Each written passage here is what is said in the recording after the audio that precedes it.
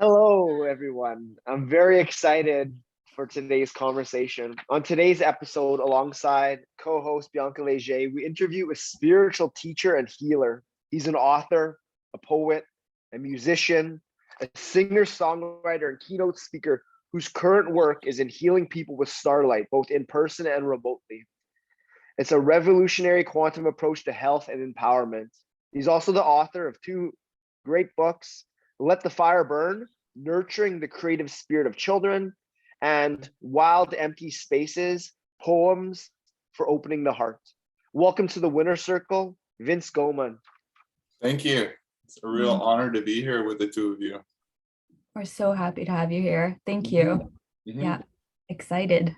Yeah. So, in our pre-conversation before I hit record, we were just talking about the goal of these conversations, that is to truly uplift, inspire, and empower. And the first question sets the stage, and that is, Vince, what do you love about your world right now? Your world. Yeah, I mean, it's exciting times for me. Every day is exciting. I mean, really, that's how we want to live, isn't it? We want to wake up and we want to feel good. We want to feel excited about the day, and part of that excitement for me is opening to surprise. You know, it's like Christmas, right? You get up in the morning and we're excited because it's a day of surprise. Like, what's going to be in those packages under the tree? And it's like that for me every day. It's like, what kind of surprise? And, you know, sometimes it's a challenging surprise. But most of the time it's a great surprise. And so for me, this is about unfolding into mystery and being open to what mystery has in store for me and what mystery wants for me in terms of how I can best serve the world. So there's what I can plan, is what I can figure out. But really, I mean, it's certainly in the last year and a bit, I mean, it's been remarkable about how many different things Spirit has brought to me that I'm like, oh, okay, you want me to do that now? I couldn't have imagined doing that. And then I do it, and it just has a real powerful effect on people. So for me, really, it's the combination of waking up each day excited, opening to surprise, and working very, very closely with Great Spirit, Sophia, God, the Creator, however you want to call our primordial source, working very, very closely so that I can be of utmost service to this awakening planet. It's beautiful. I hear like the value of clear intentions in the morning and that excitement waking up. Before starting to talk, we were talking about how this podcast is meant to be really uplifting. But what I also hear and what you shared is that to cultivate this kind of mindset of waking up excited is not something that comes naturally to everybody who's been conditioned in our society, because we're kind of being programmed in different ways where we have to do some work. So I'm very excited to hear about how you got to this mindset of actually stepping into the day excited and allowing yourself to be surprised. Because if you're being surprised by what's coming, it means that you're anchored in this moment. You're not dragging on a lot of weight from the past. So I can only imagine the story you're going to share with us. You got to embody this. It's a big story. And I mean, you're touching on some really important pieces that we can get into more deeply, which is the effect of trauma and programming on our ability to open up to the unknown, to the unfolding, and to the letting go of control that needs to happen to surrender that deeply. Because what trauma does is that it forces creates a psychophysiology or psychobiology that needs to have control in order to feel safe and to survive. So it needs to be certain about things, which I've written about extensively, and I can go deeply into. So, but bottom line, to feel safe and to survive adverse situations, we have to be certain about things. We have to be certain about our environment. Am I safe or am I not safe? Mm-hmm. The thing is, unfolding into mystery is actually about going into uncertainty. Yeah. Yeah, Like, and that's what these times are about right now in the world. It is moving into uncertainty. uh-huh. So it can be very confronting to survival psychophysiology to be uncertain. And I grew up in very adverse early childhood experiences, things that you wouldn't want for any child. And to be honest with you, I'm still I've never publicly disclosed what's happened because there's people involved. I'm careful about, if you get what I'm saying. Yeah. So it's a thing I'm very mixed on about how to approach that. It's vulnerable for me to talk about it to that detail. But I can say to you, it was. I mean, if this wasn't recorded, I'd have no problem. But basically, yeah, it was just stuff that you wouldn't want for any child. And then I had no memory of it. I lost complete memory of it. It happened in my very early age, like around 3 to 4. And then it just was blocked out. And then I went on a pretty, I had a seemingly normal childhood. Like, as a Canadian, I woke up, I went after school, I'd go play street hockey, and there was a level of dysfunction in my home, but it wasn't as extreme as what I've seen in my thousands of hours of client work. But what happened was I increasingly started feeling more and more anger and more confusion about this feeling of not fitting in to society, not fitting in with my friends. And around the age of 16, 15, when I maybe should have started dating women, I did the opposite. I actually went into increasing amounts of isolation. I basically walked away from everyone. And this was the first of many cycles that I've gone through in my life where I've walked away from people. And this was the beginning stages of standing out and being different. And I'm not willing into. It was like I was being guided to not fall asleep to the matrix, and that meant going against the grain. And increasingly, I would walk away, leave friends, move away, move to England, and it just kept repeating. And it wasn't like I was, a socially inept or anything like that. It's just that there was always this feeling like something's off. I'm not meant to just fit into this, whatever it was, drinking culture or whatever it would be. Even the soccer culture I stayed in for a few decades. So Spirit had a very clear, just to finish, Spirit had a very clear agenda for me to be different in this world. And it wasn't just Spirit, it was just who I am as a soul. I'm just, I'm not meant to be here and blend into the masses. So I'll stop there. I can go more into the journey of the healing piece, but I don't want to load too much on you guys right away. We're definitely going to explore that, because one of the topics that we talk about when it comes to the hero's journey is the resistance that we feel within. And when we keep moving place and we re-experience the same kind of discomfort within ourselves, we get clear indications that there's some sort of incoherence that we need to address, I guess. Does that make sense? Yeah, so we're gonna dive into that. Derek, I'm gonna let you lead with the next question. Yeah, so as we get to know you and your story a bit more, Vince, and from your bio, I listed many hats that you wear.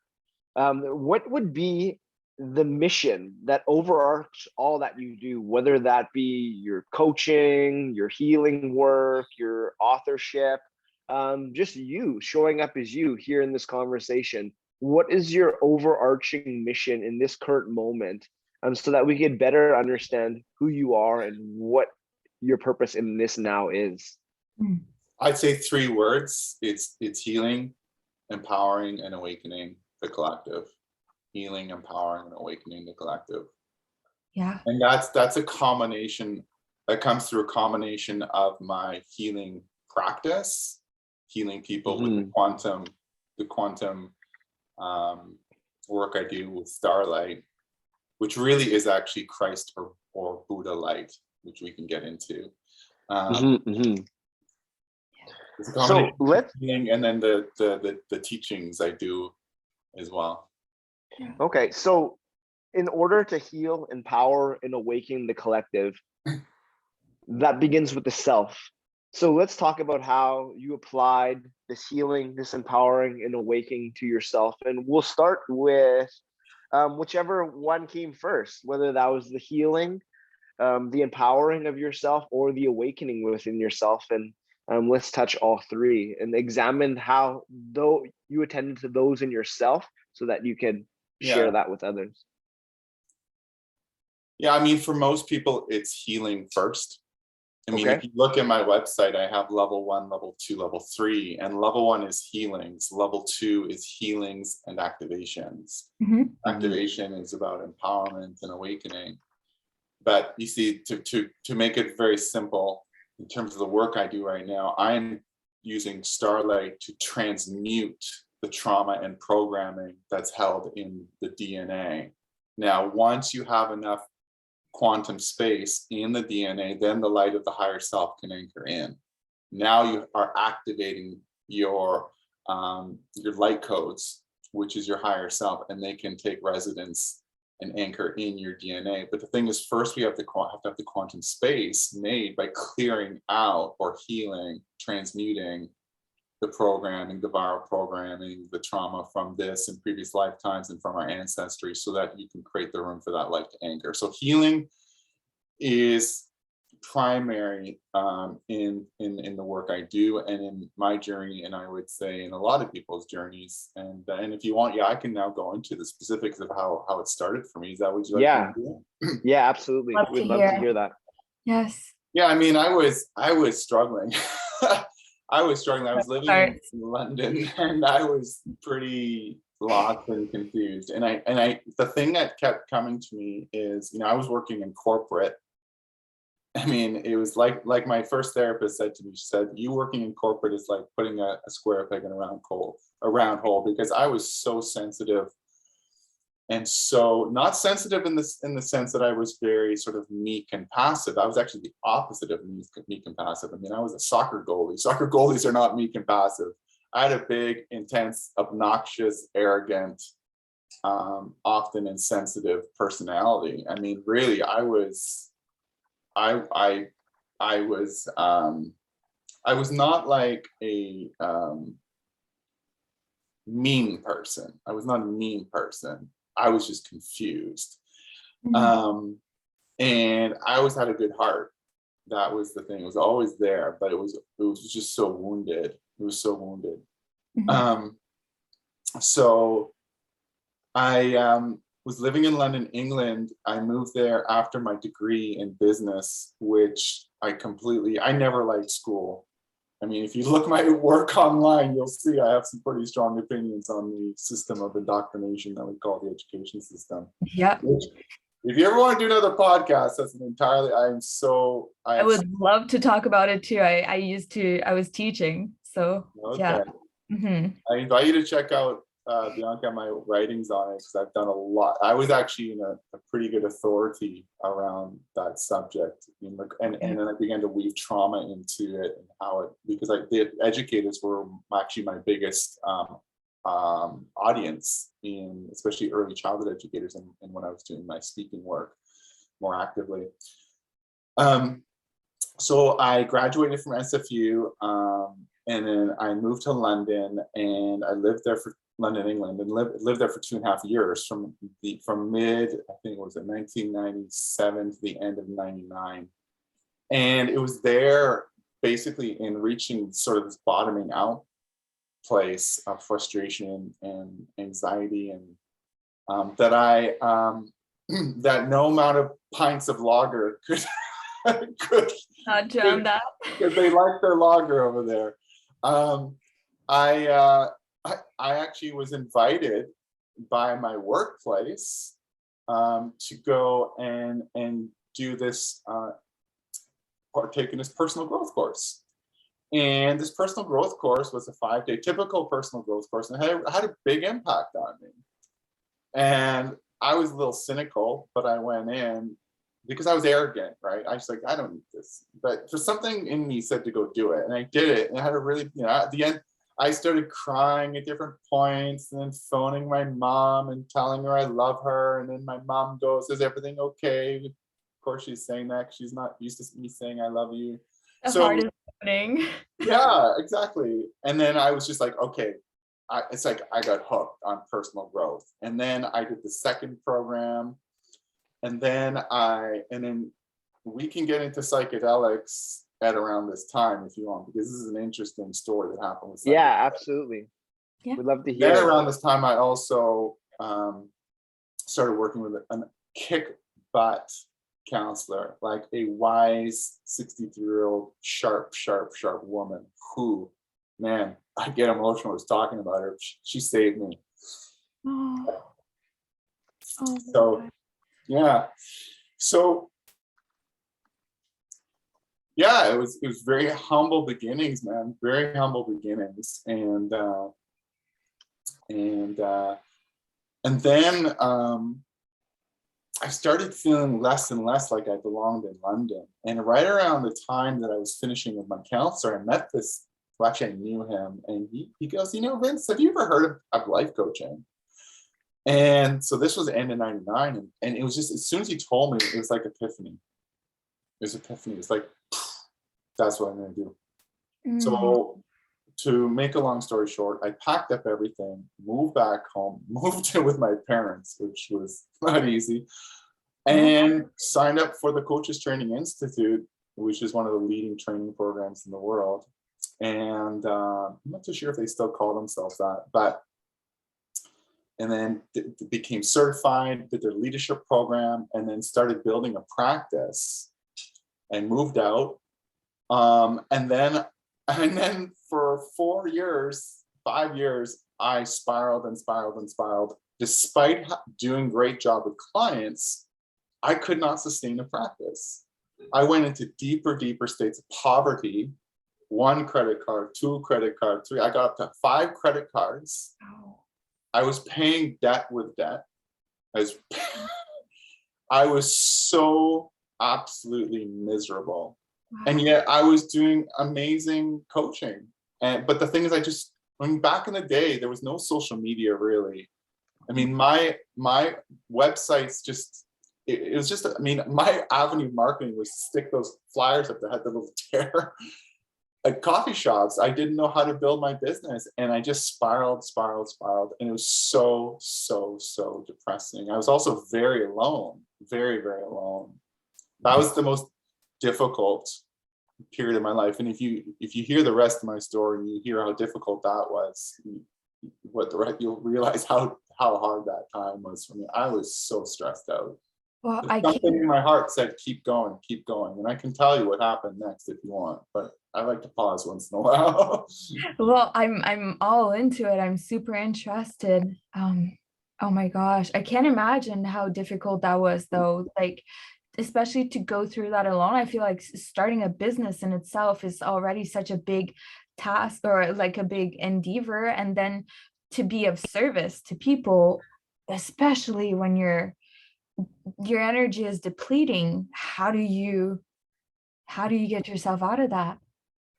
Well, what happened, and it's an interesting story, is, my biggest fear was that I'd have to get a job and walk away from what I felt like I was here to do. I knew I was here to teach. I knew, because I'd had already some mystical experiences that said to me, I'm here to teach spirituality.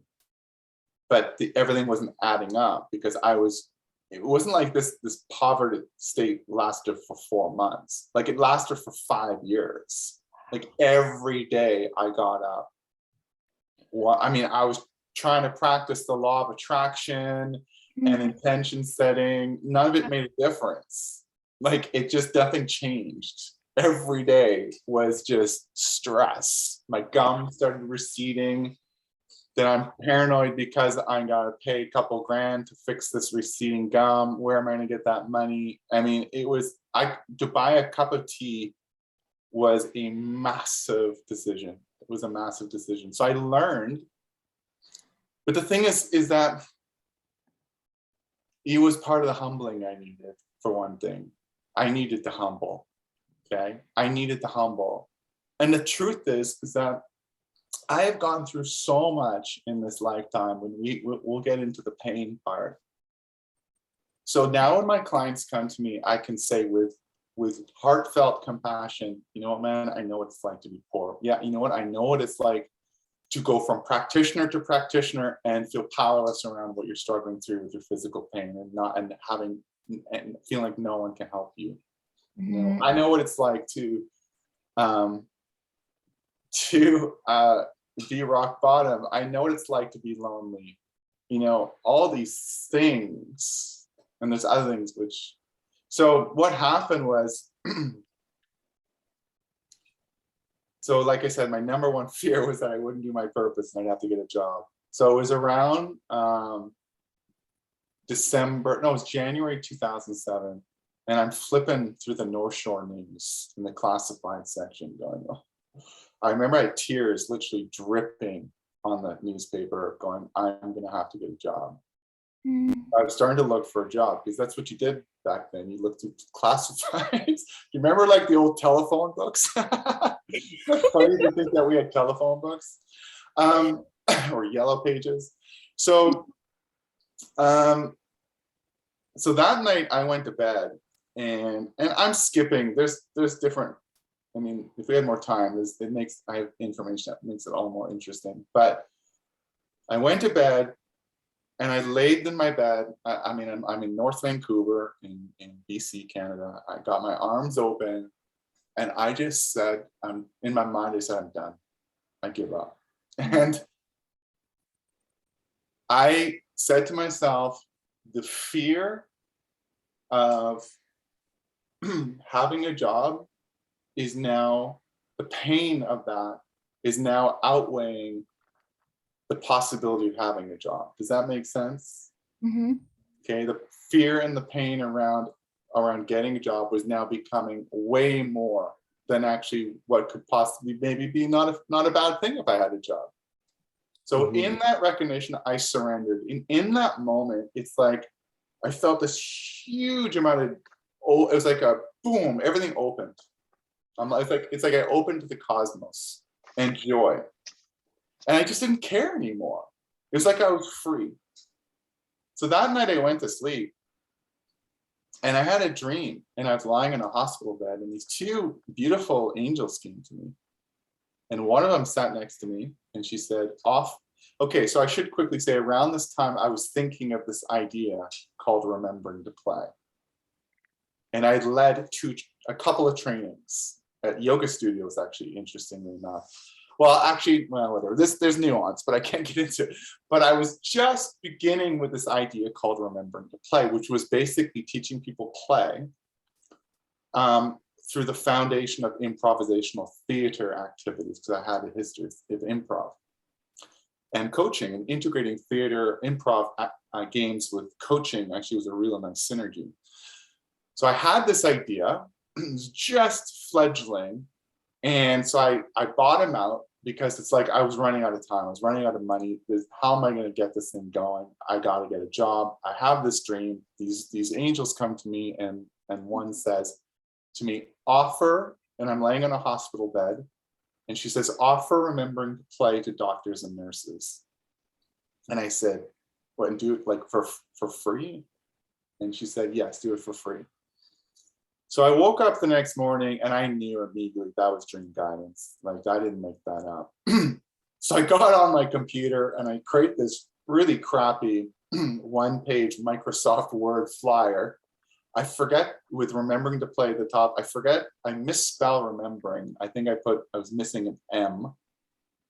And I phone all the health authorities and I just say, hey, I got this remembering to play. I called them workshops, but then I soon called them play shops. you want to do it? And they all kept saying no. So I was just so confused. So that same day, I walked up to this metaphysical store and I said, I want to talk to, and I knew the people that worked there. I said, I want to talk to such and such. I can't remember her name. Let's just say Sarah. I want to talk to Sarah. I want to do a tarot reading because I just had this dream.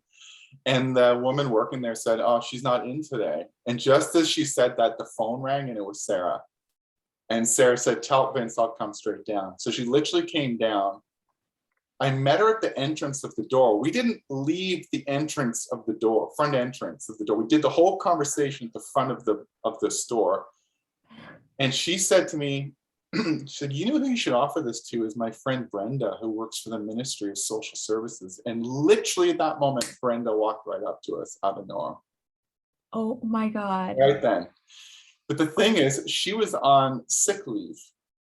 And I never ended up speaking to her again, even though she gave me her contact information. But the point is that ended up being where I needed to go. The last thing that Sarah said to me, she goes, oh, and by the way, Vince, get ready to travel. And boy, did I end up traveling. Like I went all across Canada to like small town, big town, big town. But what happened is it was a painful process to build this practice because I cold called every ministry. I had spreadsheets of different contacts and phone numbers, and it was so painful to get through to them. But the thing is that when I would finally get that person, they would say, you know what? We were thinking about something like this. Like I came across the British Columbia Association for Community Living. They had 200 agencies. I phoned every agency. Oh my God. But the answer was often, you know what? We were thinking of having something like this sounds good. And I started knowing intuitively that if I can just find the person, they'll say yes. So this was the beginning of 2007. And then what happened was October. So I started getting little gigs. Like my first gig was $250, but $250 was like $250 million for me, right? But the big thing that happened was I arranged a trip to the Peace River region in BC where I did 8 workshops in 3 days. This was a massive thing. I made $14,000 on that trip. I came home, I had these checks, because back then, for some reason, they would give me the checks right away, but they don't anymore. And I was just ecstatic. I won the lottery, man. I won the lottery. And then after that, it just took off. And I created all these other kinds of trainings, like on intuition, communication, leadership. But remembering to play was like the chief one, the main one that I was known for. And then it just went off for many years. Yeah, I love how in retrospect you can really see the synchronicities and why one thing leads to another and the value in each experience. So special. Yeah. So much to talk to about that you've mentioned, but like I'm very curious to learn more about that spark of remembering to play and those play shops and what those entailed and what you learned from facilitating those experiences that still are with you today in all that you do. It's a huge part of what I do. I mean, the truth is I actually have walked away from all my trainings. I actually a couple of days ago turned down a speaking event on remembering to play. I mean, Spirit started redirecting me. Just to fast forward a bit, I was busy doing these trainings right up to, I don't know, just a couple of years ago. I was traveling doing them, but Spirit was increasingly positioning me to become a healer. First by becoming a registered somatic therapist, and then I became a certified breath worker, and then I did ceremonial work. I did all these things, but what they were doing is positioning me, because the truth is that given what was coming, and Spirit knew what was coming, my higher self knew what was coming with COVID, I was being positioned away from traveling, because what happens is that it was becoming more difficult to do these gigs with COVID, right? They weren't gathering all these people together. et cetera, et cetera. We don't need to go into all of it, So just when COVID really took off, I mean, that's when I really severed myself from those speaking events. But remembering to play, I mean, honestly, you guys, it was massive for me. It's very dear to my heart. Like, I can easily get emotional, as you guys can guess it by now. But my work healing people with Starlight, my work in healing people, that's equally dear to my heart as remembering to play. And I loved kids, always loved kids. I don't have any kids. And people think I have kids, rightly assume I have kids, because I've written a book on children. I've written tons on my blog about children. I'm a huge advocate for play, and therefore I'm an advocate for children. I'm an advocate for children, the spirit of the child, which obviously a big part of that is their creativity. Big advocate for the spirit of the child. So, and I've asked my spirit guides many times, like, why do I have such a deep love for children? And it's still a mystery to me. But my mom says that when I was a kid, and I still remember this, as a kid, I loved kids, and then growing up, if there was a party, a gathering, and all the adults would be hanging around drinking their whatever, I would be downstairs hanging out and playing with the kids. Like, I thought it was far more interesting being around with the kids than talking about the latest political stuff or whatever with the adults upstairs. And I just love to play. Like, I love playing. And so because I love to play, it's in me. It's like, this kid gets the language of play, not the adult who struggles to let go of control, but it's the kid who knows how to talk bollocks, how to talk absolute random crazy stuff and be so silly and spontaneous. I mean, that's me, man. I love that. I love being silly. It makes me feel alive.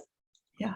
But the thing is, so what happened with remembering to play is, at first it was about team building. Okay, let's create team building through play.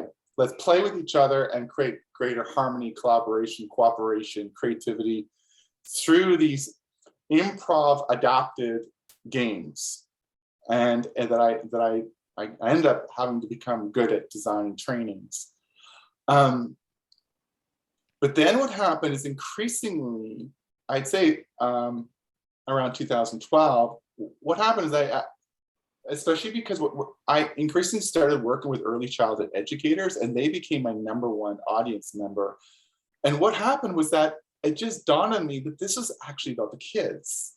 It's really first and foremost about the kids. Remembering to play is about awakening the inner child and the adult so that they can better support the kids.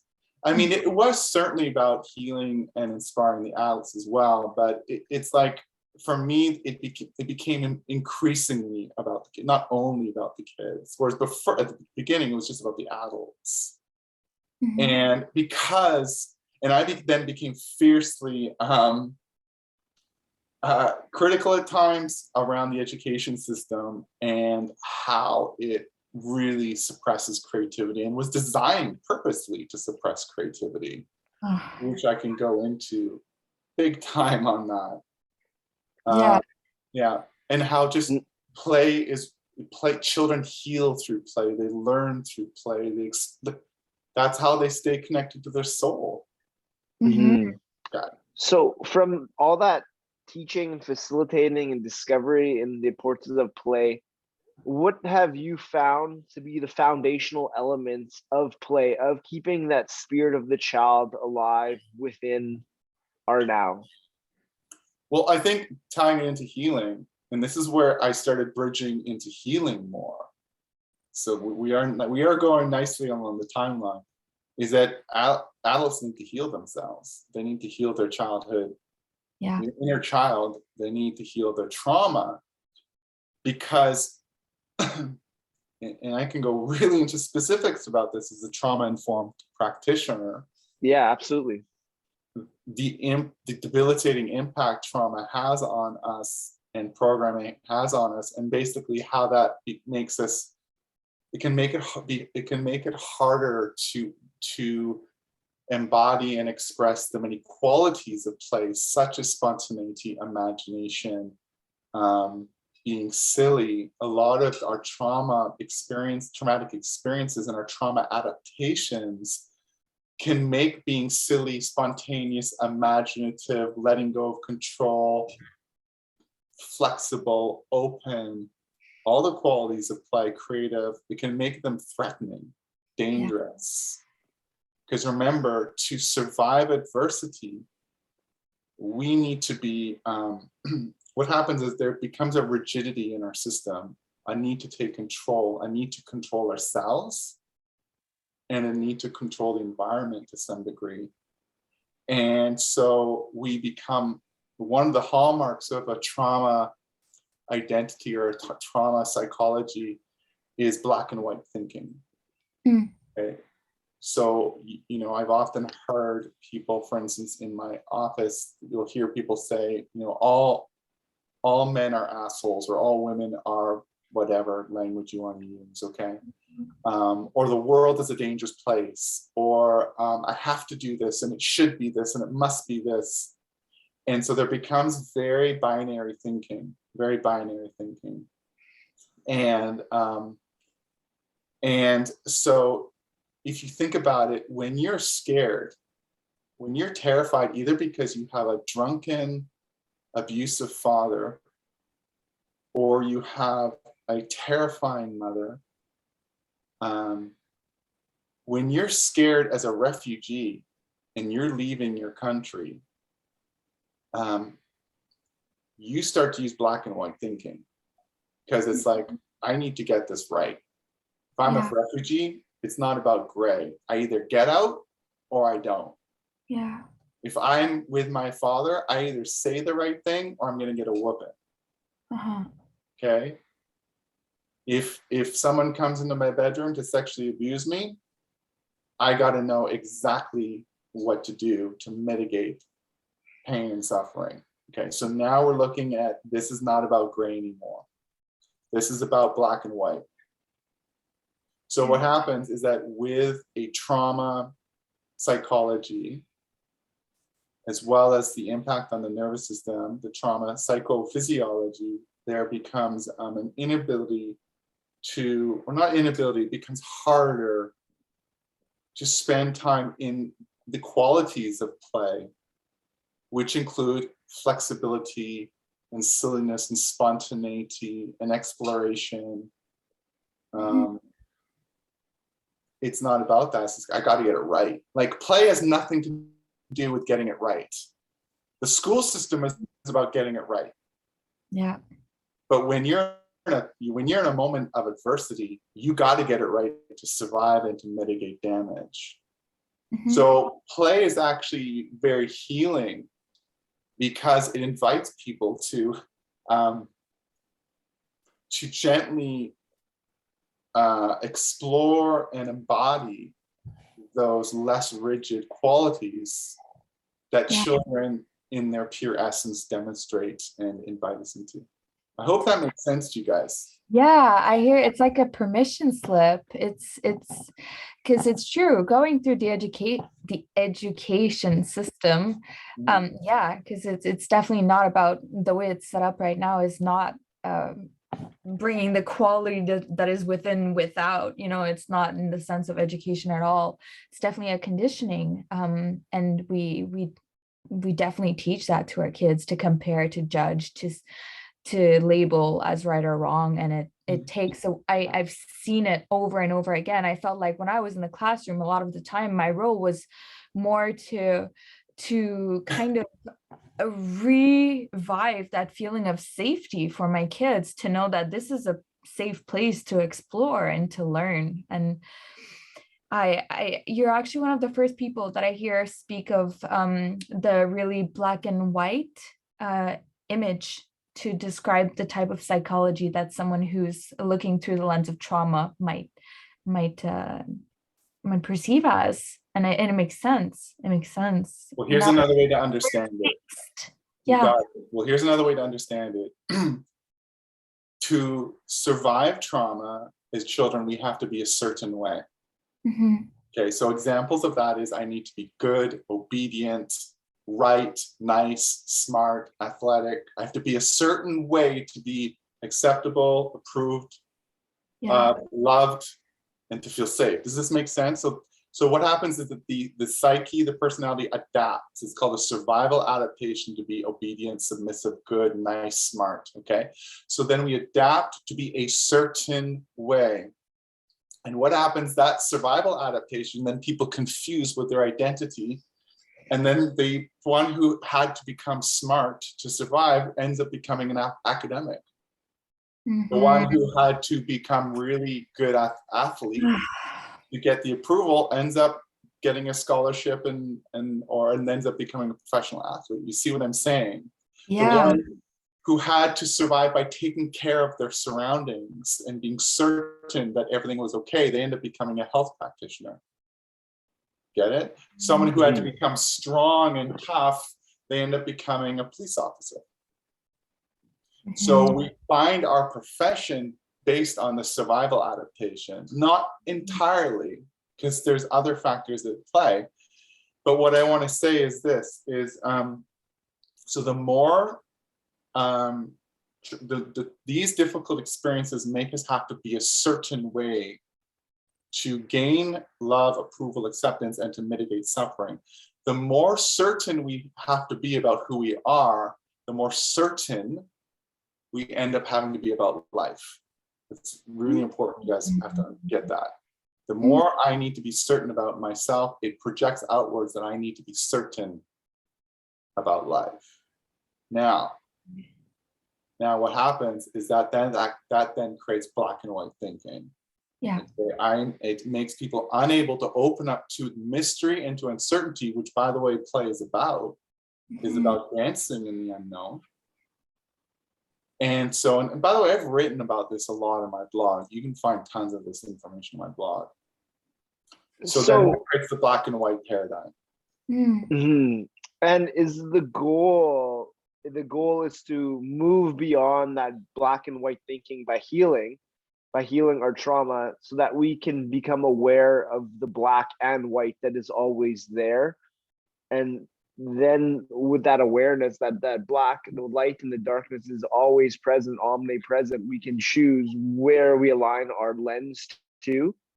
That's my understanding so far. And then that's where the awakening arises. Well, what happens is we want to heal or transmute the trauma and programming imprints that gave rise to these survival adaptations towards black and white thinking and having to be a certain way. So we clear the trauma and the programming which exists in the DNA. Yeah. Okay. When you transmute that, what happens is the psychobiology reorganizes around that, including our physical health, not just psychological health. So now what happens is, one of the hallmarks of someone who's healing is they have the capacities to see a wider range of options. Okay, versus this or this. Yeah, absolutely. So now I can respond differently, and they're reacting less, which means reenact the past, and they're responding more. Yes. And you were able to do that personally with yourself and your story by understanding your trauma, understanding your attachment. And then this led to your healing through the use of Starlight. And I know there's many other steps in between there. But let's talk about how this healing of your trauma through bringing awareness to your attachment, through resolving what was in the past, how that led to you to the Starlight, and what that next phase looked like for you, that empowerment stage that brought you into your awakening. Yeah, I mean, okay, so I think it was 2009, I'm carrying my backgammon set, the little backgammon briefcase, walking down to a restaurant to meet a friend to drink chai and to play backgammon. And we were hardcore backgammon, freaks. And my ear goes pop, okay? Now, I should also say for about 12 years, I had really chronic physical pain in my arms. I mean, working on the computer was just so hard. So I was already beginning to have physical pain. And I'd already been doing quite a bit of inner work after I came back from London. Like I did all these, I mean, the coaching training had lots of personal growth in it. So 2009, my ear pops, and that was the beginning. And I started getting headaches, sore throat. I mean, the list of physical symptoms that started to happen for me that lasted about 9 years is massive. I mean, heart problems for 4 years. I had huge amount of heat on my crown, pressure in my eyes, sore throat, hardcore digestive issues, pain in my gut, foot problems. I mean, eczema, half my head was covered in eczema. It was like gunk. I mean, I also had for years burning, painful eyes. Ear problems, the other ear pops, and then I had both ears. So it was almost like my entire body started breaking down. And I was now getting busier and busier as a speaker, like flying sometimes 3 times a week. And one of the hardest things that I had to deal with was every time I spoke, I got very, very sick from speaking. Like a lot of these symptoms got worse. So if you and I sat down at a coffee shop, within 20 seconds of me speaking, I would get an intensifying sore throat, headache, pressure in the eyes, heat, tingling here. So now I'm doing so many 8-hour trainings speaking. And by the end of it, I felt like I was in a 50-round boxing match. Like I was battered, and yet I kept doing it. And then I had intense heart problems, which were causing issues on flights at high altitude. I almost passed out on one flight. I almost came close to asking them to take down to land the flight. They landed the flight. I got in the car, I drove, and then I ended up doing a 3-hour workshop to 70 people. I mean, I pushed myself. There were times where I remember sitting on the sidewalk and thinking, I can't even get up. My heart rate was so high. Oh my God. My entire body was breaking down. This was over an 8-year period. Mm-hmm. By the way, remember I said that time of loneliness was the hardest thing I ever went through? That's what I'm telling you, how hard that time was, because that was hard, the pain. And I was going from practitioner to practitioner, and they didn't know what to do. They had no clue what was going on with me. No one could diagnose me. Uh-huh. And this goes into the plant medicine, by the way, which I'm happy to go into with you guys, because that was the key thing, along with a couple of really kick-butt somatic, a kick-butt osteopath and somatic therapists were amazing. But really, it was ayahuasca, and then the mushrooms. Yes.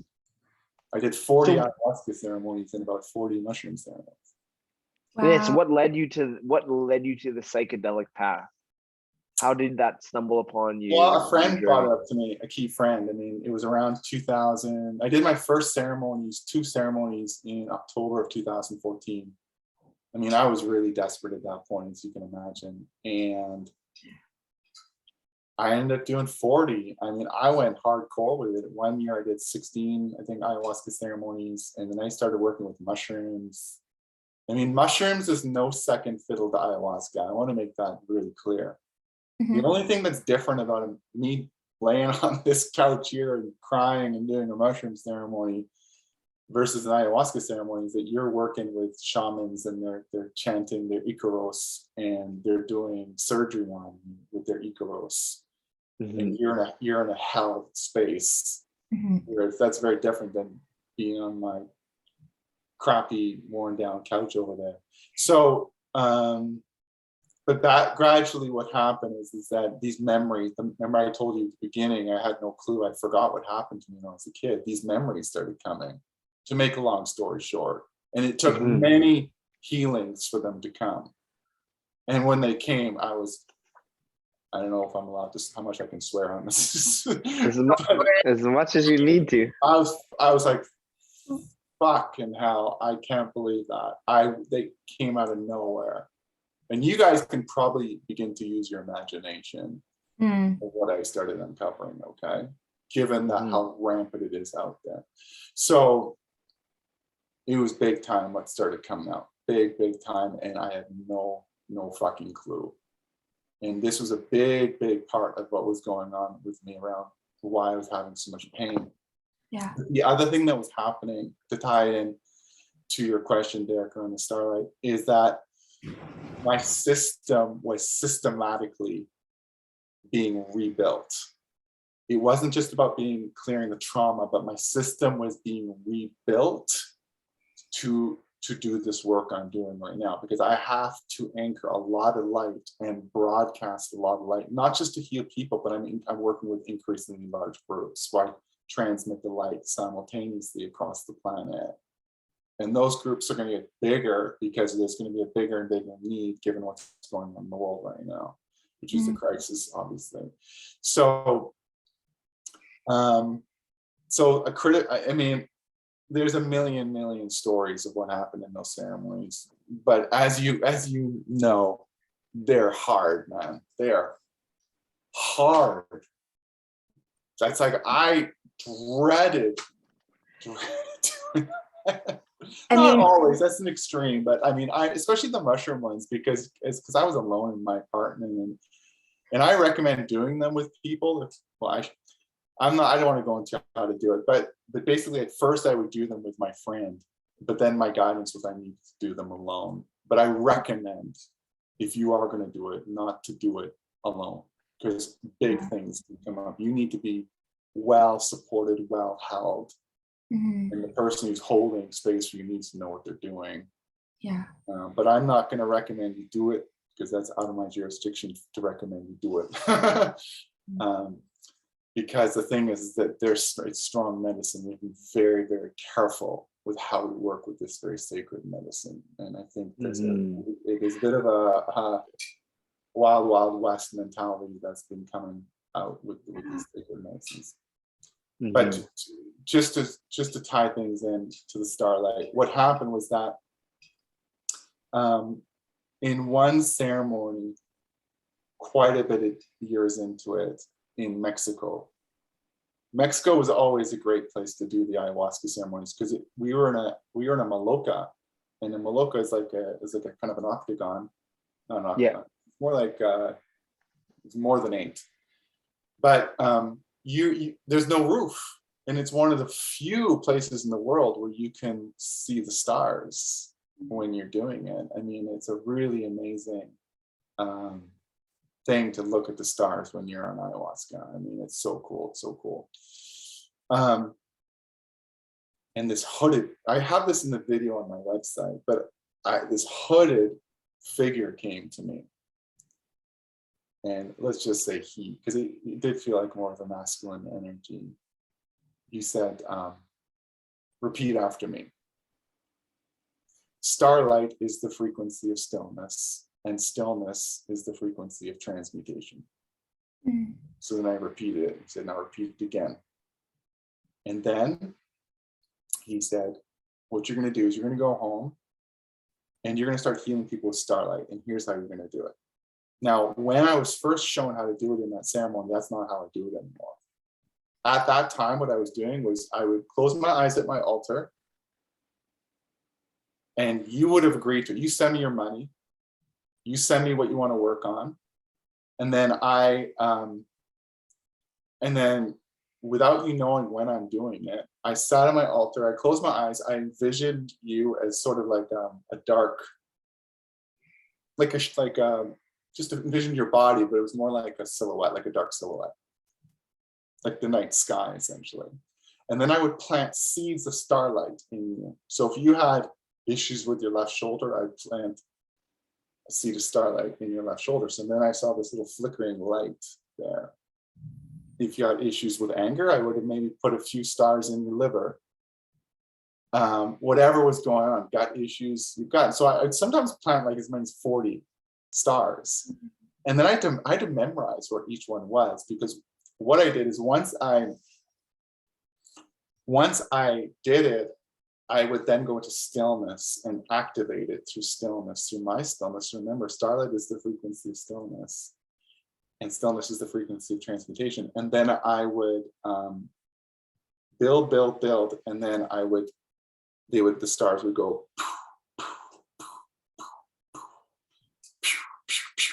And I remember in the ayahuasca ceremony, they taught me to do that. They said, you're going to see the stars go, and they said, transmute. Now repeat after me, Vince, transmute. And they had me do that like I was in school. So then, and then I remember the very first woman I did this for, I mean, God bless her, very courageous, have faith to accept to do this. And she had this miraculous healing. And I was just blown away by it. I was like, what? I mean, when they showed me to do this, I immediately echoed, this is very sacred. This is very sacred what they're asking me. But they didn't give me, they gave me the basics. Like what I told you is pretty much the most that they told me. They didn't, I had to be initiated into further embodying this. And God, that's a whole different story, how hard that's been. But this is to be very blunt with you guys, and I don't mind saying this because this is not an ego thing for me. If this was an ego thing for me, I would suck at it. First of all, I don't do it that way anymore. Let me just quickly say it advanced. So now there's no technique. I just close my eyes and transmit, even though there's many different kinds of healings. There's diamond light, there's all this inner star child healing, there's all these different kinds of healing work, but I just close my eyes and I do an invocation with spirit first, but then I just transmit it. But there's no technique. So when people say, can you teach me to do this? I can't teach you, there's nothing to teach. And so, and you have to be, you have to be ready to do this. Like, this is not just something you can just pick up. So what I'm saying to you is that, and I can say this with utmost humility, this is advanced shamanism. This is advanced shamanism, okay? And I work directly with a particular two animal spirits, octopus and snake. So the octopus and the snake are massive influences in the work I do. Octopus and snake basically, and I have so much love for them. Oh my God, man, I could tell you, especially the octopus, the level of influence the octopus has had on me in my ceremonies, the amount of love I have for those animals, but I mean, especially the octopus. That drum you see over there, which is what I used to do my healing work with, I still work with, is an octagon. And by the way, there's no coincidence, that's an 8-sided drum, and good luck finding an 8-sided drum. That drum was given to me by the Nakasley people of Fort St. James, First Nations people, in 2012. And I came home, and it was a training I did, as they gave it to me as a gift. First Nations people are awesome. They give such beautiful gifts. They gave me that gift, our picture there. I came home and put it on my wall. I didn't know what to do with it.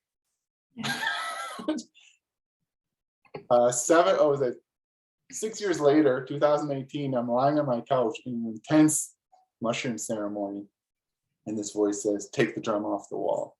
It's time for you to use it. It's time for you to learn how to use your drum. And so I started working with the drum because I was doing mushroom ceremonies with clients. I was leading mushroom ceremonies. And that's its whole story. I mean, that's an amazing work. But that was shamanism. I always felt ready. I felt concerned about doing mushroom ceremonies for people. I mean, like, who am I to do a mushroom ceremony? I felt like I had to ask spirit permission. So what I did is I went into an ayahuasca ceremony, not a mushroom ceremony, to ask for permission to do mushroom ceremonies. I'm lying deep in the rabbit hole in this ayahuasca ceremony, and I said, I'd like to know if, and I was scared that I was going to get a no, but it was very important for me to get a clear yes. That was the integrity I had, and I said, I want to know if I have permission to do mushroom ceremonies. And this voice said, we're going to send you to a druid. So I went suddenly this way to the right, and suddenly I saw this massive ancient druid. I mean, who better than a druid to talk about this? I'm picturing like a Merlin style. Is that kind of what it looks like? I just remember being big, like almost like roundish, just strong. Okay.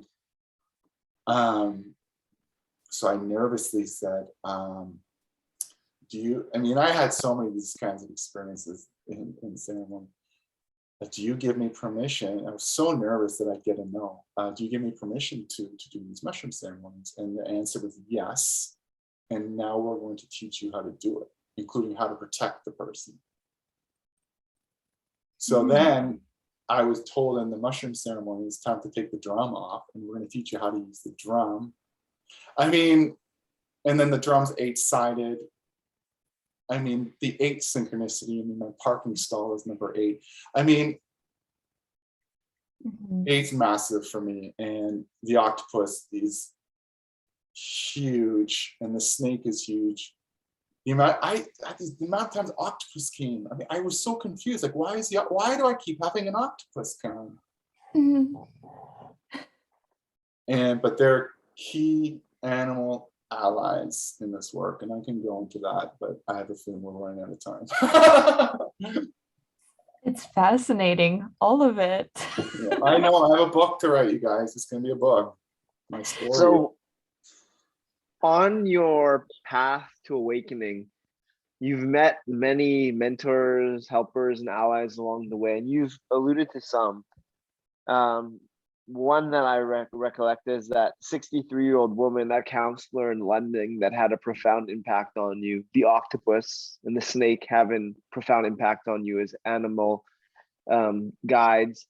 So let's take a moment to acknowledge some of the mentors, the helpers, who they were. Maybe it was just those that I listed and more. But what were your key takeaways from them that you've learned and that you've incorporated into your current being?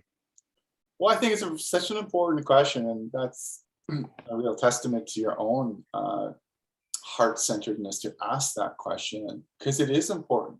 I did a ceremony at my altar a short while ago where I was in tears, and I actually acknowledged all the key people who have influenced me. There's too many to list, but certainly going back in time, the Valerie, and then the people who ran those personal growth programs in London, and then the people who created the coaching program, and then the key healers that I've met, and then the shamans, particularly the ayahuasca shamans, because they take huge risks, massive risks to do that work, massive risks to do that work. Who's been recently a huge influence on me is Kaya Ra, who wrote the Sophia Code. You guys ever heard of that book? Yeah, it was really helpful in my healing journey. Yeah.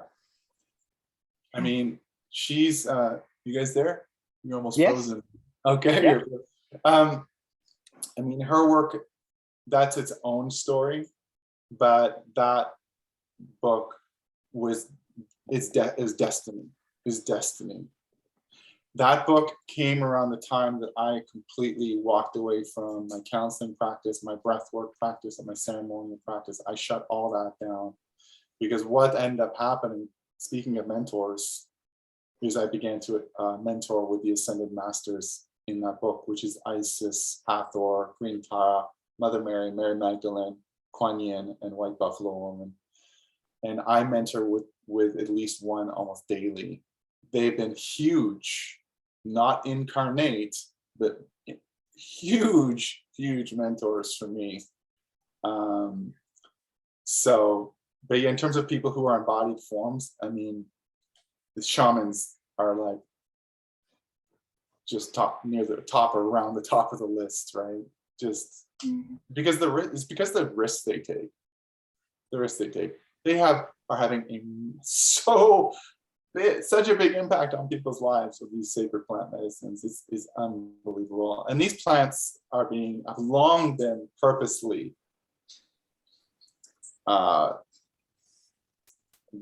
what's discredited, what's the right word, by the government for a whole bunch of reasons, right? Yeah. So it's a threat to many systems, these sacred plants. Of course. Mm-hmm. Yeah. And Another thing that we like to talk about before we end this conversation, we have a few more questions if the time's still I'm allotted. good, man. Go as long as you want. And that is about our guests.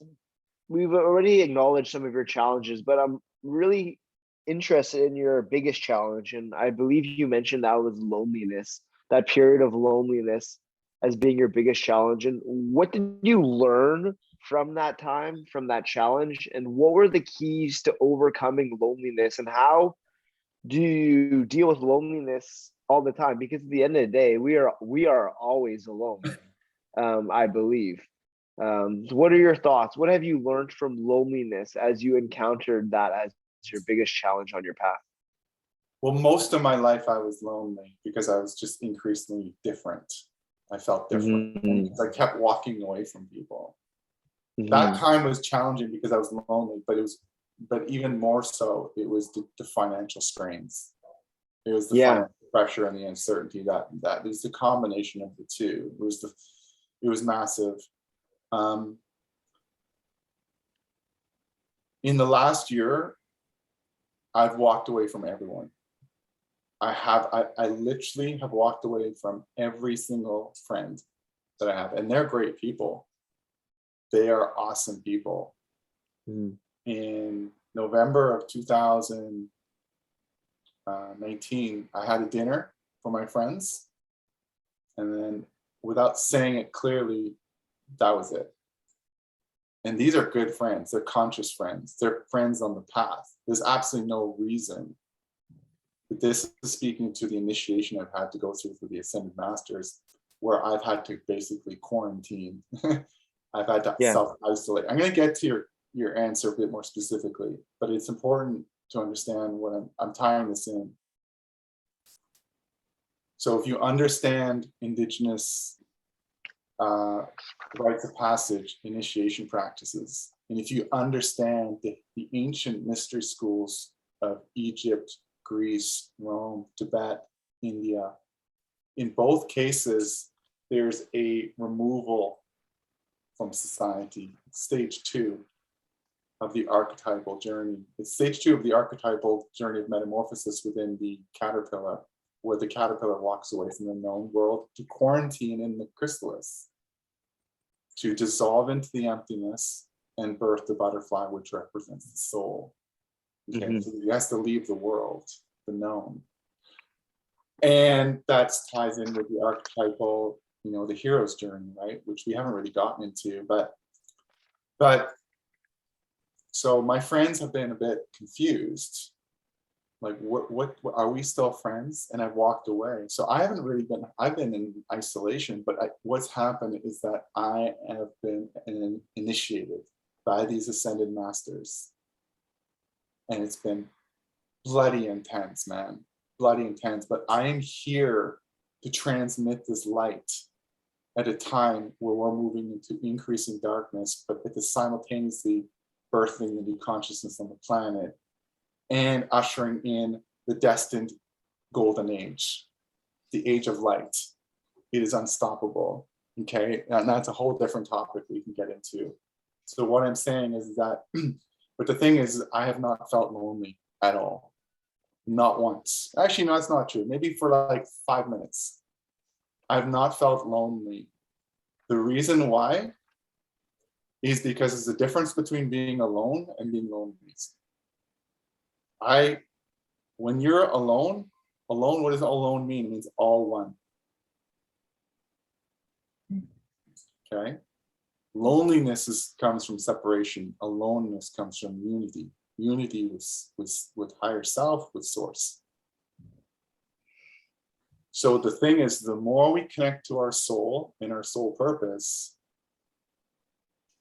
you're in all one, man. The more you awaken, you're in all one. Mm. Right? It doesn't matter where I go.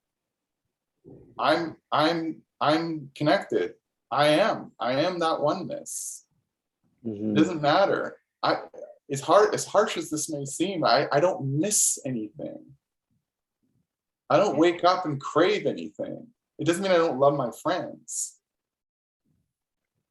And this doesn't mean also that this is going to keep going like this either.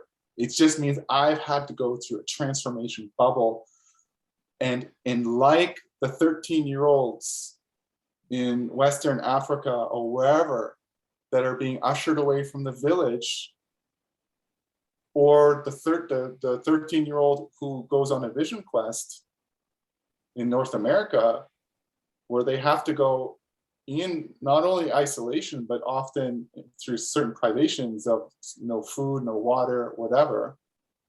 Or like the initiate in ancient Egypt, who is basically taken away into a temple in temple culture and initiated for a long period of time.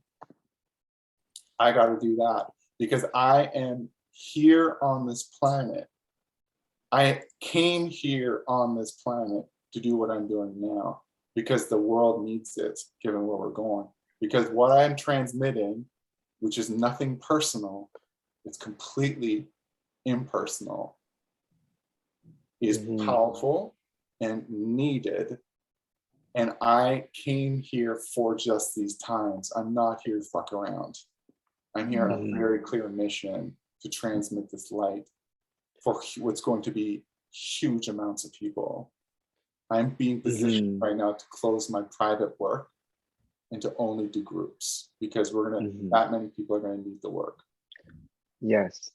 So from this awareness awakened from your time in loneliness, from the past and in the present, what wisdom have you gleaned that you could offer someone listening today that are also dealing with their own loneliness in the current climate going on globally?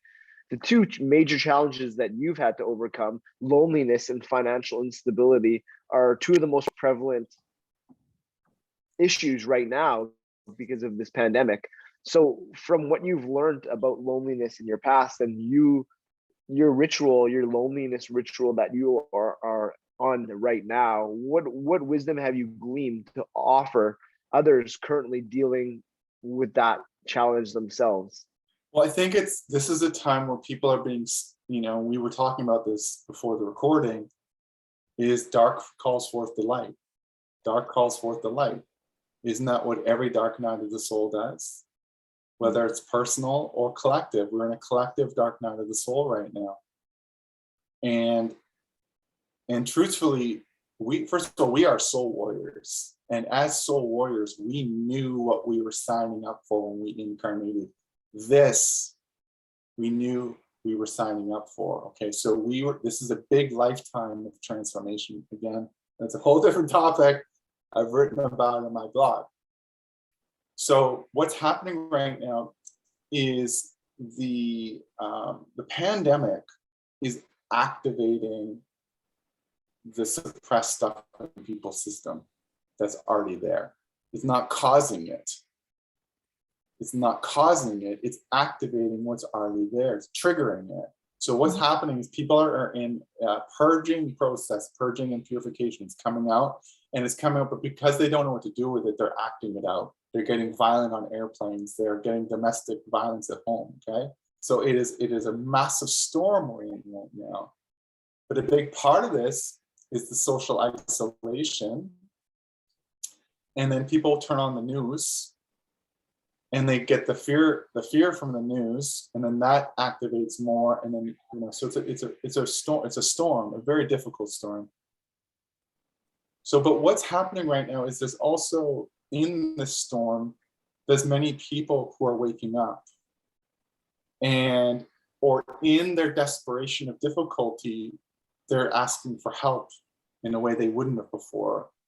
For instance, a police officer may suddenly go get therapy because there's so much pressure being put on first responders, right?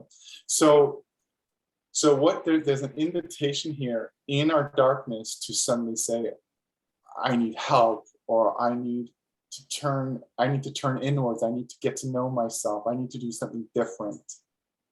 So that might be, having a yoga, some sort of spiritual practice, meditation, yoga, qigong, tai chi, eating healthier, or seeing a healing practitioner, seeing a therapist, which is a great starting point for healing, by the way. And the thing is, the more we connect to our heart, as I said earlier, and our heart opens, the less fear there is in our system, the less loneliness. If someone feels very scared and alone, scared and lonely, and they sit and they meditate, or they do an awesome yoga practice for an hour, chances are they're going to feel less lonely and scared after that hour. Mhm, So this isn't it. What I invite you to see what's happening right now as an initiation. It's a good word to describe it. It's an initiation. We are being initiated from dark to light. We're ending like thousands and thousands of years of what has been an age of darkness. We're leaving what Indian cosmology calls Kali Yuga. Yep. And we're now opening into the next Sat Yuga, second coming of Christ. Go to your Hermetic texts. Go to Islam. It's this, the Mayan calendar. This time has been prophesized in all spiritual traditions. We are moving, and it's also astrological, which I could get into, but we are exiting an age of darkness. And if people understand that the dark gets worse as you get closer to the dawn. It's darkest before the dawn. And so it's going to bring up a lot of people. But yeah, someone who's lonely, I really recommend, first of all, do everything you can to seek out people who you can be with, but also who are safe and trusting and loving. But also I recommend beginning your healing work and having a home practice, because all loneliness ultimately is a disconnect from your source. That's really what it is. It's a disconnect from the heart. It's the disconnect from the party that says everything's okay. Everything is okay. Hope that makes sense to you guys. Yeah, that's so beautiful. And as people feel those callings to sit down and meditate, those callings to go for a walk in nature, those callings to get on their yoga mat, those callings to seek a therapist, those callings to journal, all things that they haven't been doing before, there's a negative force that arises, and that's called by resistance by author Stephen Pressfield, that prevents us from doing those things that we're called to do. And that will come up against us time and time again. What are strategies that you've used to meet resistance and overcome it that you could offer the listener? Well, honestly, I've generally just gone for it. I've just, as soon as I know that this is what I need to do or want to do, I nothing stops me from doing it. Because my whole thing has been, it's so much more painful to think about how I'm going to feel not doing it than doing it.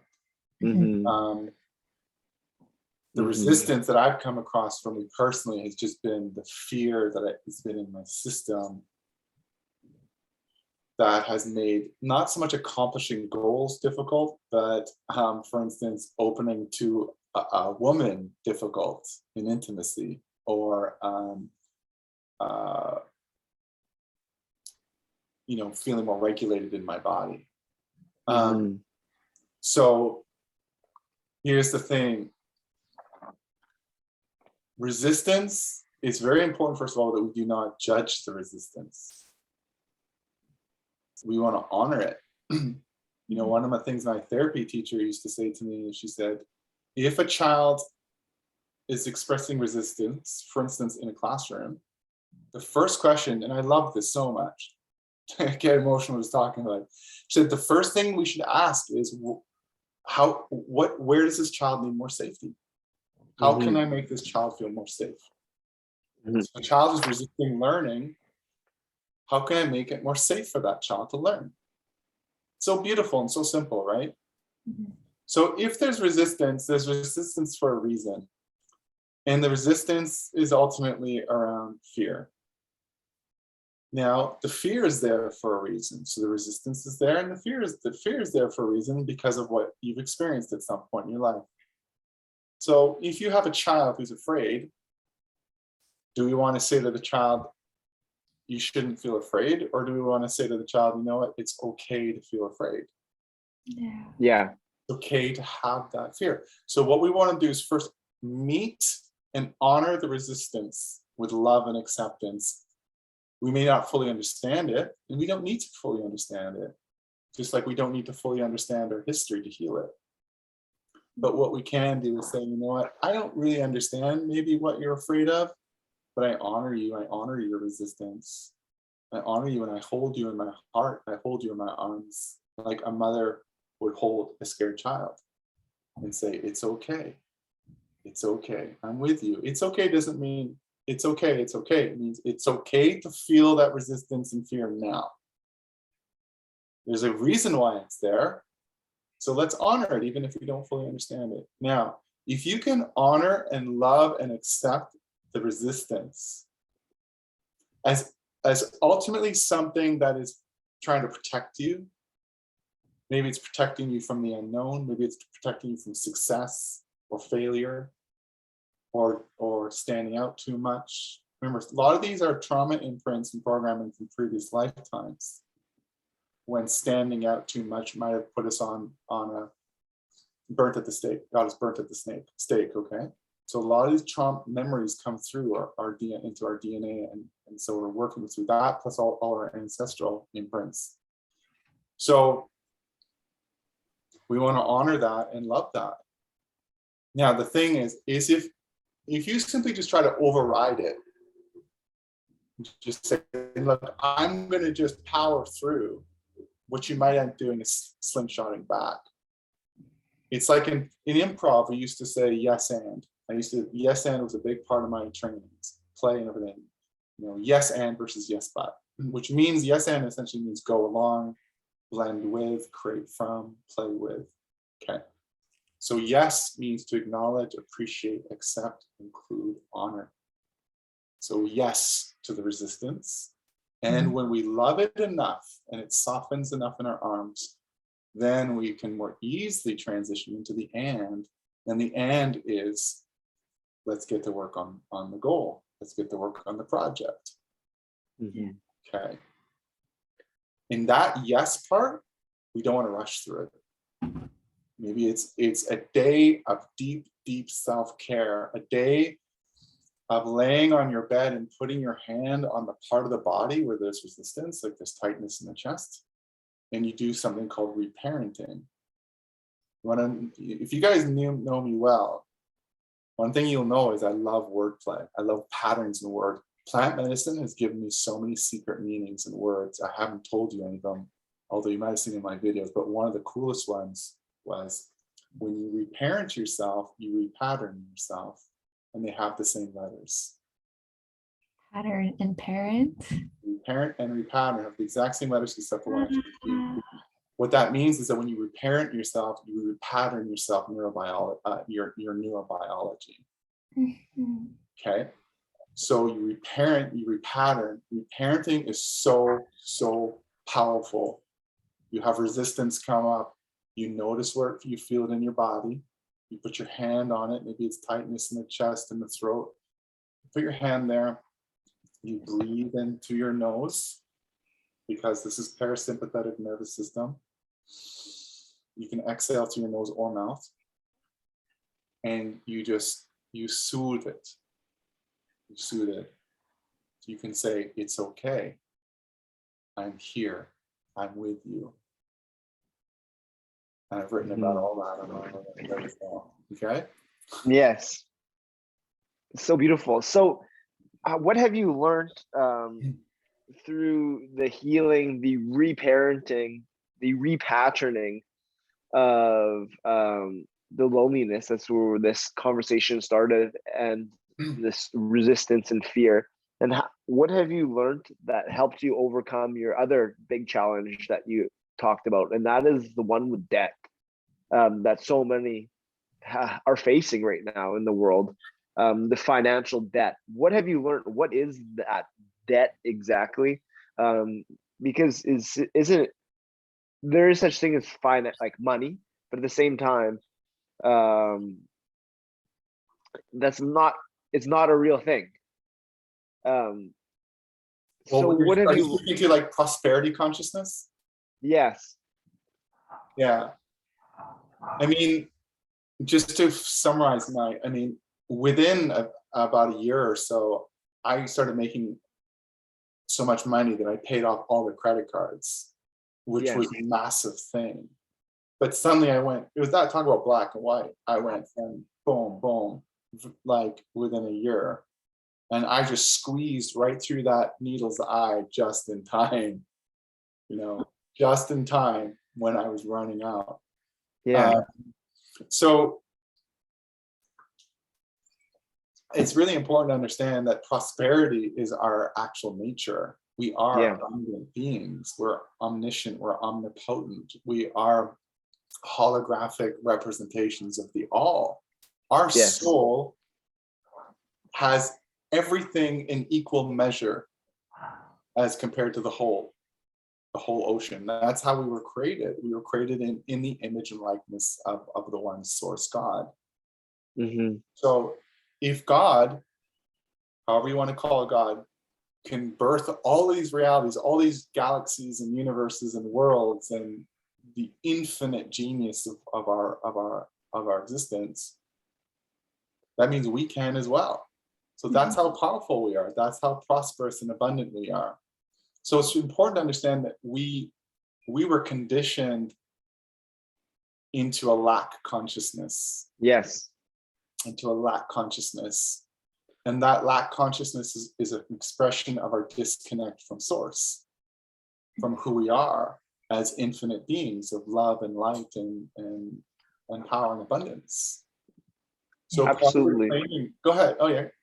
Well, and that lack consciousness is imperative for the corporate society structure that we live in, that is fueled on telling the consumer that you are not enough, you are not whole, that you need this product, you need this item, you need this thing. So it's understandable that consciousness has arisen in almost all. That's because it's been fed to us and our parents before that, and the parents before that, and generations before that. That you are not enough. We are raised. Yeah, go ahead. Yeah, no, that's it. Well, we are raised to have what's called an external locus of control. Mm-hmm. Okay, so an external locus control means I define myself based on what's around me. Yeah. And that includes other people's opinions and agendas for me. Yeah. One of the things I used to ask my participants in my old play shops was, if you look back at your childhood, what percentage of the time were you as a child asked questions from your primary caregivers, including your teachers? How often were you asked questions like, what do you feel, what do you want, what's important to you, what do you dream of, what does your intuition say, what do you value, what does your heart want, what do you long for, what do you, et cetera, okay? Versus having these primary caregivers, adult influences, say, give you advice, tell you what to do, tell you what to think, tell you what to believe. Now, usually it was 90% the latter. Yeah. You go to the education system, and education comes from the etymologically, the word education comes from the Latin educare, which means to draw out. Okay, so it also has another one, educare, slightly spelled differently, which means to put in essentially, but we forget the drawing out. So we were raised to have an external locus of control, not to be internally oriented. And so when you add the whole school system's grading, ranking, comparing system, it really increasingly puts pressure on children to fit in, to do it right. And we're increasingly molded and conveyor belted into this system, the society, this matrix, where we are losing touch with our heart and our intuition and the prosperity consciousness we are. And that's what does create a not enough feeling in me, because it's like, of course you're not going to feel enough because you're disconnected from the infinite enoughness you are. Yeah. And this ties into why I haven't felt lonely in the last year, because I'm at my most empowered state and my most dialed in state to the cosmos. I don't work with plant medicine anymore at all. I stopped. I did my last 2 ayahuasca ceremonies in September of 2019. I don't need to do them anymore. I did exactly 40. That's pretty cool. Mm-hmm. So yeah. So how do we nurture the prosperity consciousness in ourselves today? How do we reprogram that patterning? I think it's a combination of a number of things. We do need to do the healing work to heal the programs that create lack. We need to heal the part of us that says, I'm not good enough or I'm not worthy, right? This is a fundamental, ubiquitous belief in society, is I'm not good enough and I'm not worthy, right? Mm-hmm. So here you are trying to build your business and you also have this unconscious programming that says you're not good enough and you're not worthy. So you have to get in there and heal those imprints that, again, are transcendent of this lifetime, because they come from past lifetimes and your ancestors. And again, we have a matrix, and it's a whole different topic, that is very invested in us being that way. That's important to understand that. That's a whole different topic. But so we have to do the healing work, number one. Number two, and that's, a lot of people think healing is like, yeah, okay, I'll go see a counselor a couple times. No, if you really want to get in there, you're gonna need to make a journey out of it. It's a lifetime practice. It's a journey to do your healing and empowerment work. So number one. Number two is a really good question to ask yourself is what brings you joy? It's one of my favorite questions to ask someone. It's a very simple question, but it's a very beautiful and powerful one, is what brings me joy? And to spend time really, and this ties really into the coaching work I used to do, because I was a certified coach, although not many clients. I was a good coach. Is what brings you joy, and what are your values? What makes you come alive? And to then take small incremental steps, right? Not the big steps, but the small steps towards doing something. An abundant, we have to, there's many ways to cultivate an abundance or prosperity consciousness. An abundance prosperity consciousness actually can be kind to, just be kind to someone. That's abundant. Yeah. Open the door for an old person, carry their bags, give someone $10, $20. There's actually, that creates a momentum. It creates momentum. It's not, you see, a lot of what I loved about coaching is it really taught me the power of action to heal ourselves. We can heal by getting in there and purging and clearing and vomiting and whatever it is that we're getting out of our system. But the thing is, a lot of healing can come out of actually showing yourself, demonstrating how prosperous you are and how good a person you are and how abundant you are. You sit down and you take the time to listen to someone who's struggling. That's prosperity consciousness versus saying, no, I can only give you 5 minutes. Right? Feeding yourself well, healthy food, abundant consciousness. So it's, you see where I'm going with it. It's not just about doing all your inner work. Absolutely. Choose to be abundant in love. Choose to be abundant in compassion, in caring, in listening, in giving. Be it now. You don't need to do 100 counseling sessions to be abundant. You already are abundant. And here's the thing. This is a really important thing to say. This is maybe a good place to end on, although I'm totally cool to keep going.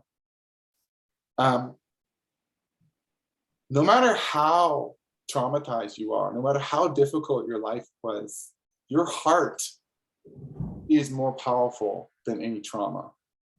Your heart, your goodness is more powerful than any trauma. a lot of I'm careful about saying that. Let me say it this way. If we want evidence of that, okay, we can walk down the street. You're walking by traumatized person after traumatized person to varying degrees. Okay, we live in a traumatized world.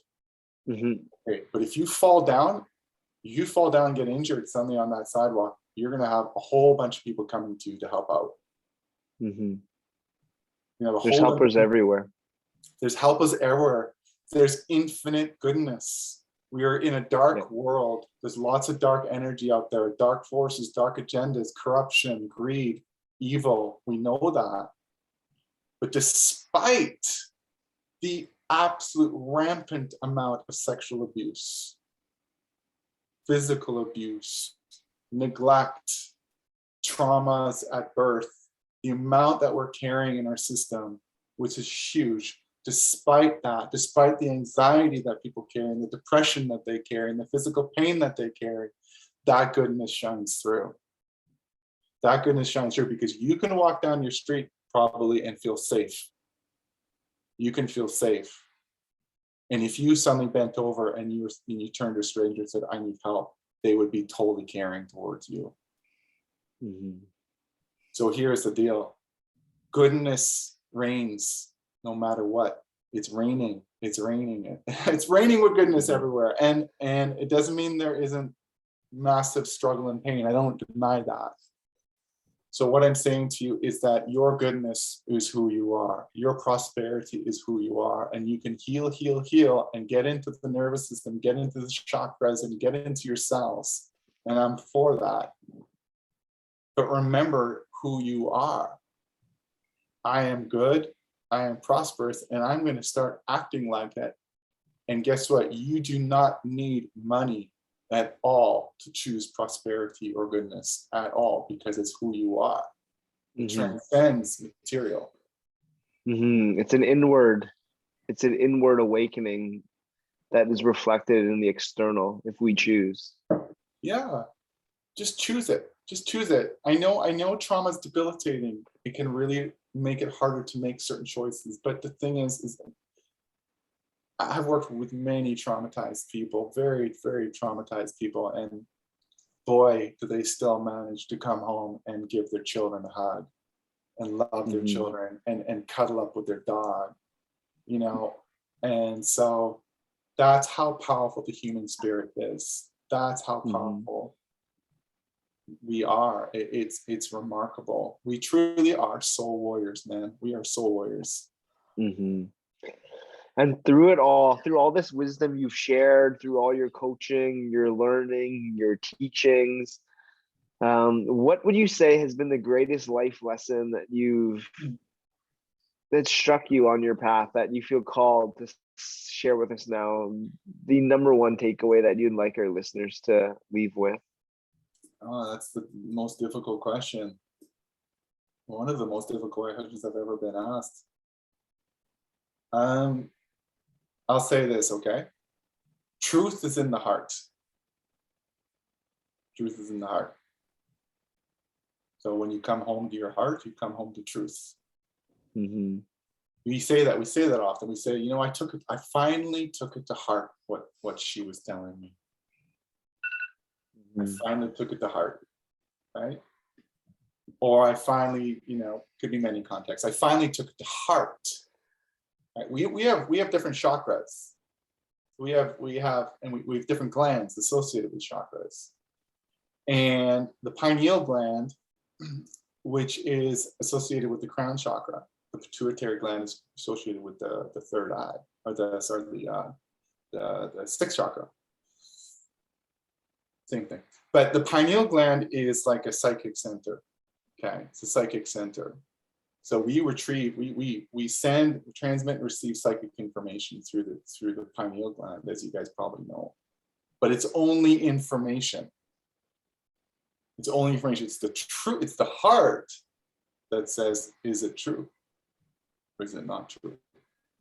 Truth is in the heart. Truth is the discerning place. It's the part that says, yes, that resonates. Now, in these times that we're in right now, we need to be listening to our heart. We need to be listening to our heart. We need to be saying, does this feel true to me? And I won't go down that rabbit hole, but I will just say that is the really what, to me, the healing journey is. It's coming back home to the heart and to the truth of who we are. We often say light of truth. So light is information. Light is truth. Light is truth. Light is truth.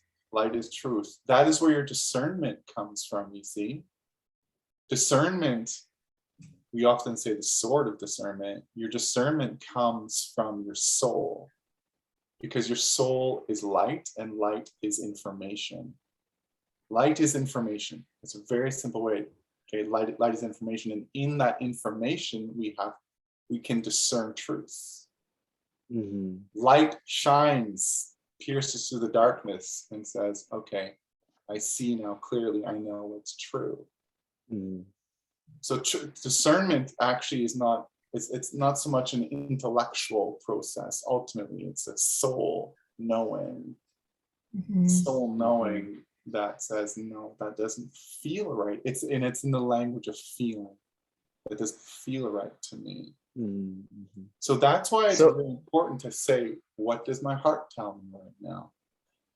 And that's why children deserve to have adults say, not what you think, but what do you feel in your heart? What feels true to you in your heart, Johnny? Imagine if we said, ask less, what do you think? And said, what do you feel in your heart? You see the difference? That would be transformative. Oh my gosh. Yes. For my last question for you, Vince, to conclude this conversation, I invite you to step into your heart. I invite you to step into your heart, and we've spent a lot of time revisiting the past, and we're going to take a moment and we're going to step into the future. We're going to step into the future, and we're going to be alongside an 85-year-old Vince Gowmon. And I want you to envision that 85-year-old in your heart. Where is he? Who is he? Who are you surrounded by? And what is the legacy that you've left here on your time on this reality known as Earth? So what's interesting about this question is so part of this initiation is in the last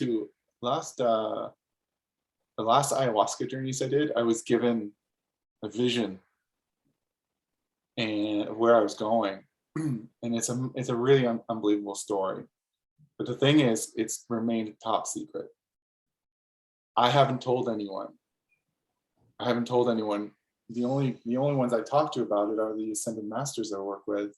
So it's very interesting you're asking me something that I actually haven't shared anyone with publicly. And so I actually can't share that with you yet. Because part of what's happening is I've completed the initiation, but there's a few things that have to finish. Okay.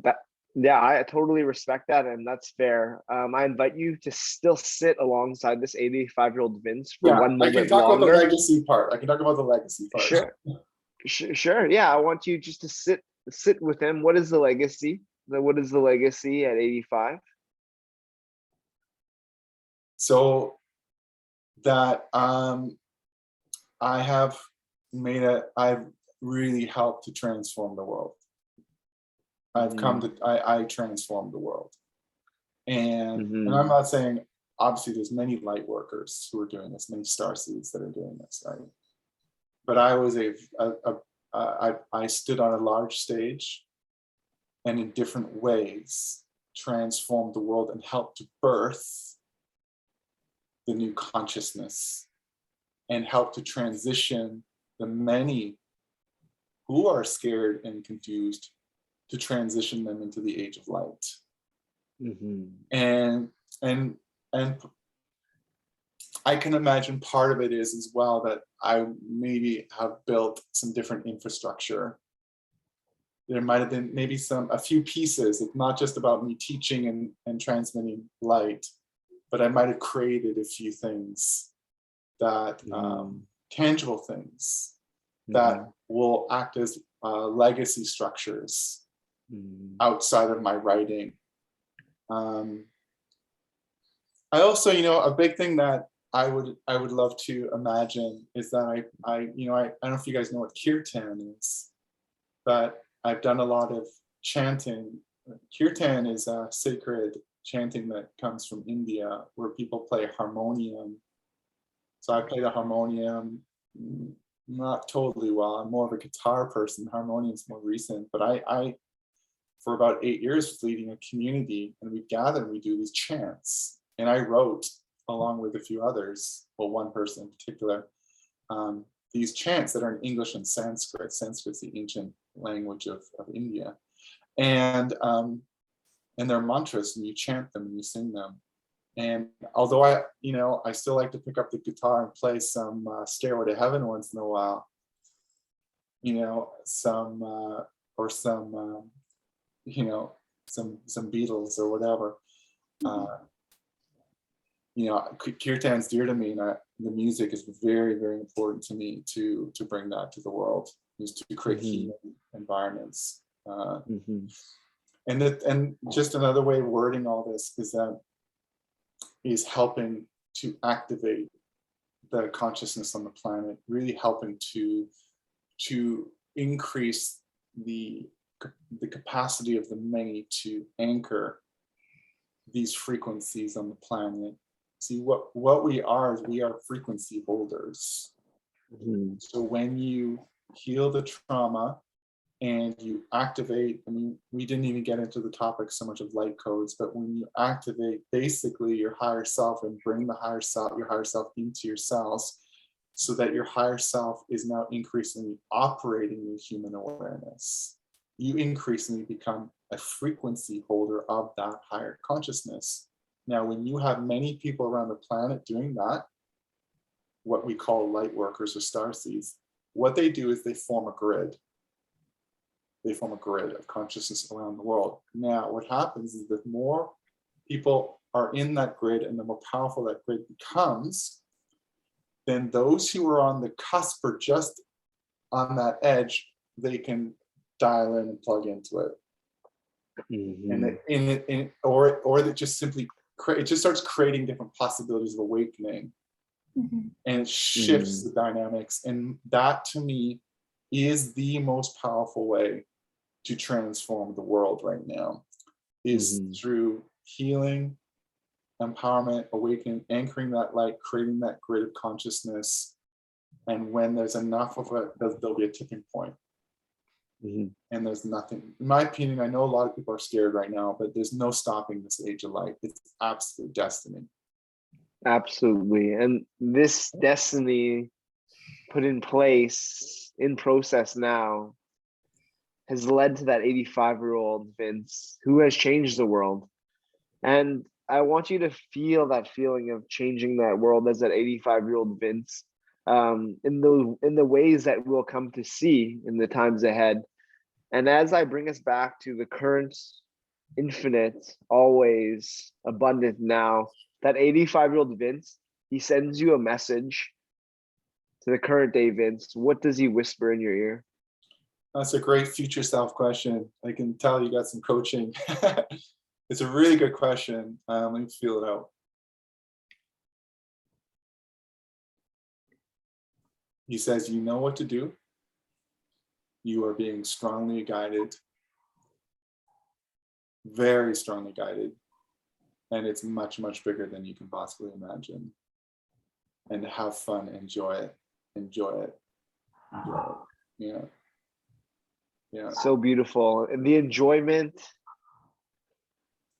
it's what it's all about.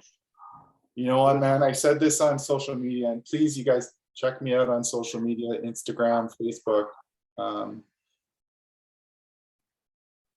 I know a lot, there's tons of suffering going on right now in the world, and I do not want to diminish that in any way, but at the same time, it is actually quite a blessing to be here at this time to help birth this is a very unique lifetime to be able to birth this new world that we're in.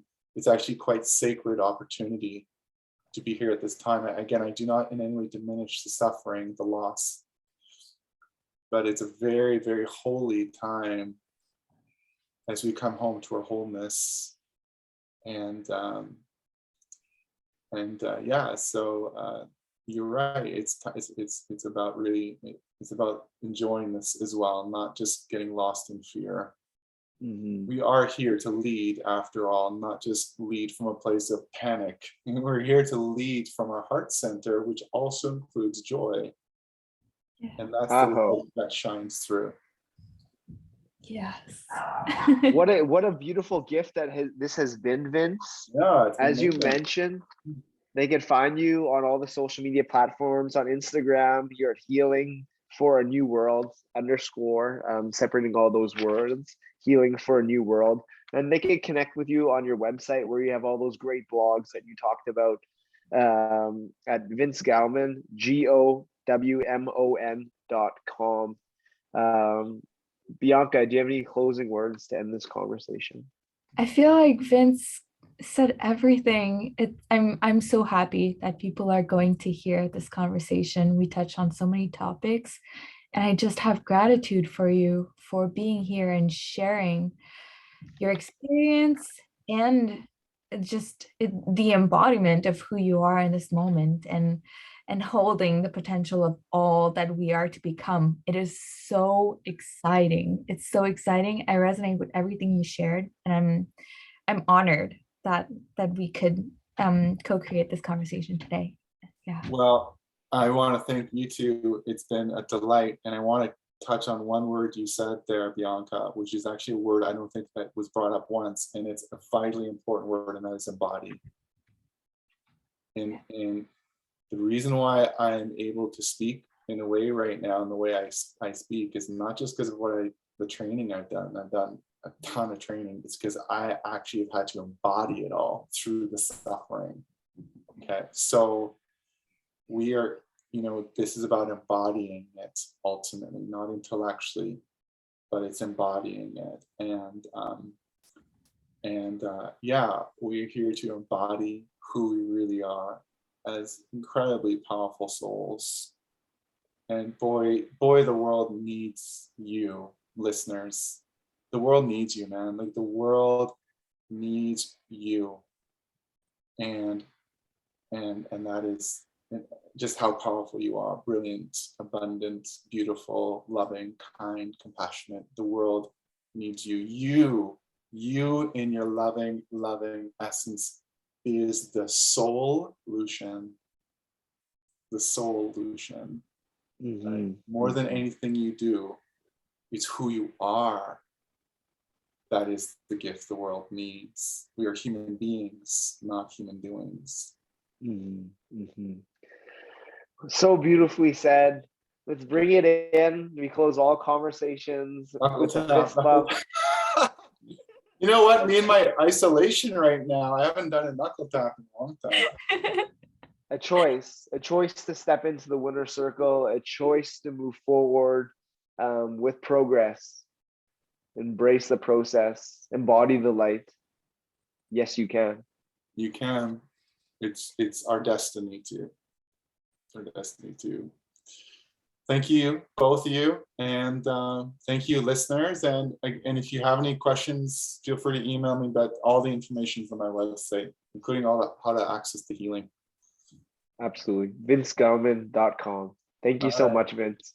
Thanks. Mm.